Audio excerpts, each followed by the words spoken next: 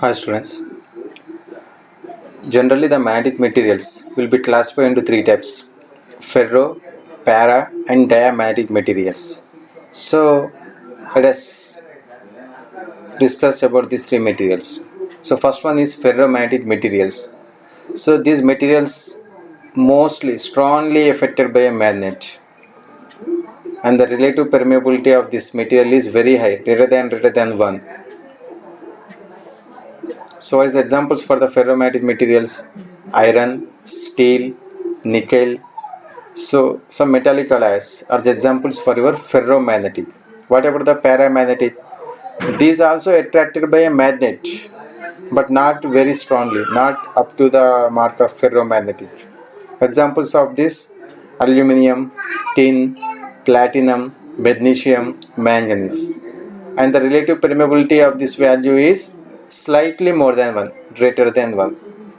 So coming to our dia, not attracted by any magnet, and the relative permeability is less than 1. Examples are zinc, mercury, lead, sulfur, copper, silver. These are the examples of diamagnetic material. So let us observe the magnetic circuit and the electric circuit. Equivalent electrical circuit, it may consist of EMF V, that is nothing but voltage, and closed circuit, so current I, and some element which may possess certain amount of the resistance R.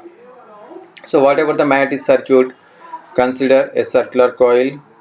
Okay, uh, so the magnetic circuit nothing but closed path followed by any group of magnetic lines of the flux. Closed path followed by a group of magnetic lines of the flux is referred to a magnetic circuit. Suppose in a coil you are forming two groups of magnetic lines, fluxes, so you may have the two magnetic circuits. So that is the main difference between the magnetic circuit and the electrical circuit. So the comparison, what are the terminology we are using in electric circuit and magnetic circuit? In the electric circuit, EMF, but coming to the magnet, MMF, magnetomotive force or ampere turns. Magnetomotive force is nothing but the product of the number of turns and the current, so ampere turns. So coming to electrical circuit, generally will deal current, in terms of current. So coming to magnetic circuit, flux. So here resistance, and in magnetic, reluctance, and in the electric, current density. Coming to the magnetic, flux density. Current replaced by flux, resistance replaced by reluctance, EMF replaced by MMF, conductivity replaced by permeability.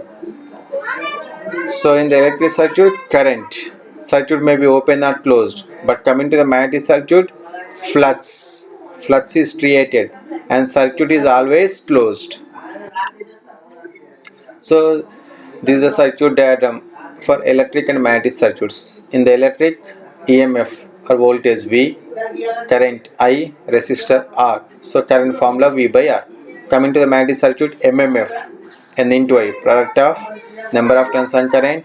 Instead of current here, flux and reluctance. So flux is nothing but MMF by reluctance. So same in the electrical circuit, if the if the three resistors are connected in series, the equivalent resistor is R1 plus R2 plus R3. Here the same. If suppose you are having three reluctances and they are connected in series in the magnetic circuit, then the equivalent reluctance is R1 plus R2 plus R3. If they are in parallel, 1 by R equivalent is equals to 1 by R1 plus 1 by R2 plus 1 by R3. Nothing is difference. Everything is same, but simply replace your resistor by reluctance in the magnetic circuit. So leakage flux. The flux may be, we can differentiate a flux into two types: useful flux and the leakage flux. Useful flux should flow or should follow always a particular path, but the leakage flux does not follow the particular path. It may locate or it may surrounded by that path, or it may leakage, or it may divert the path. So leakage flux is nothing but the magnetic flux which does not follow the particular intended path in a magnetic circuit. When a current is passed through a solenoid, magnetic flux is produced by it, right? So those fluxes may complete the path through the core or through the air gap, right? But some of the fluxes may surrounded that coil. Those fluxes are leakage flux. Whatever the flux they are following a particular path, they are the useful flux, right? So if you observe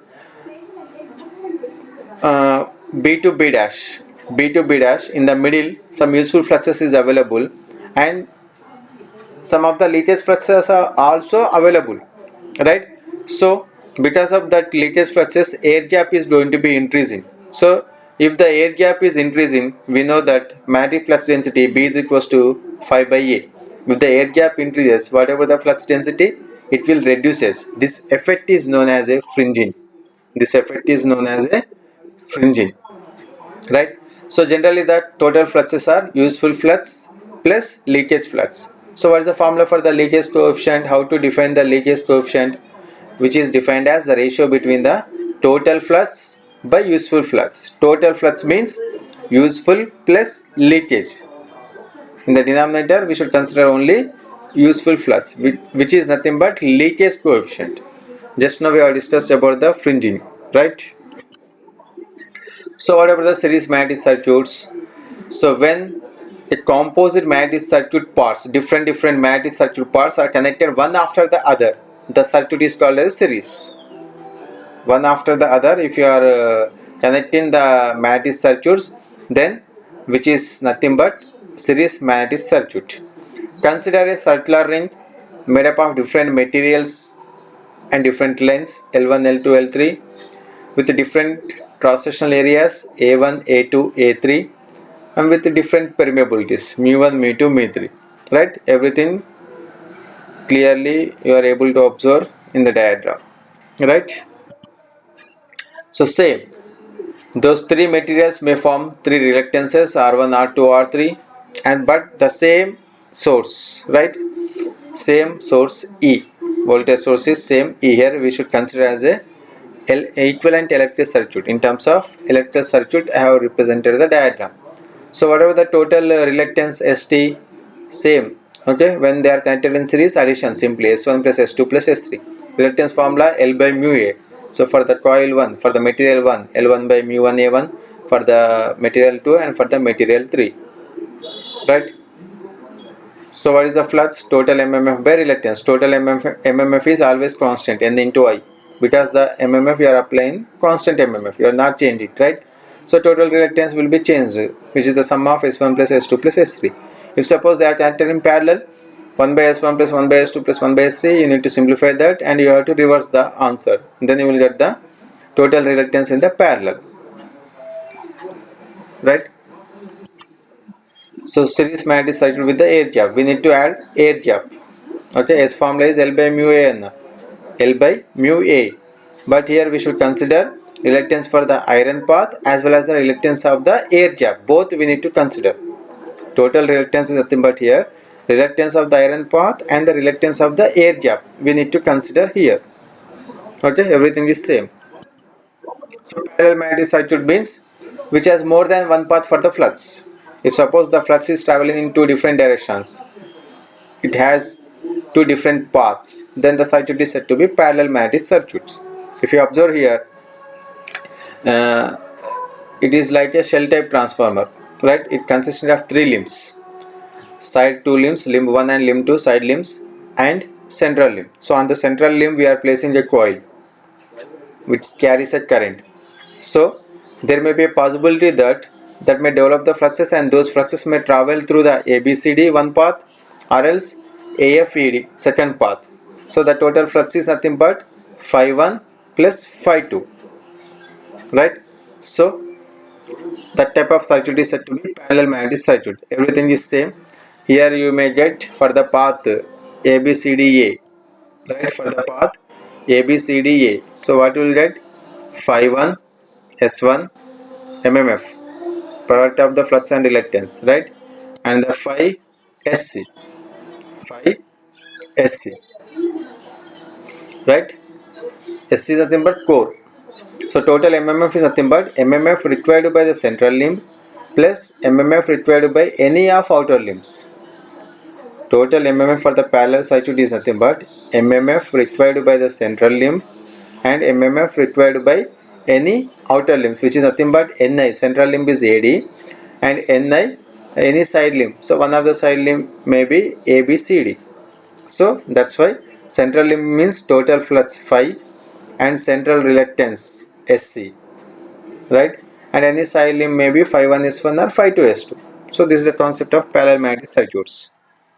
Air gap also, simply we need to add the air gap as well as the iron path length, air gap as well as the core length and air gap length, right? Thank you. Actually, these are topics we no need to focus that much. We should focus from second unit onwards. So from second unit onwards, we should discuss about the DC generator, DC motor. Okay, these are the basics. Actually, you never get in your futures also.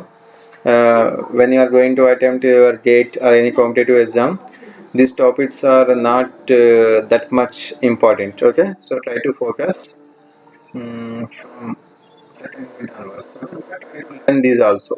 Okay.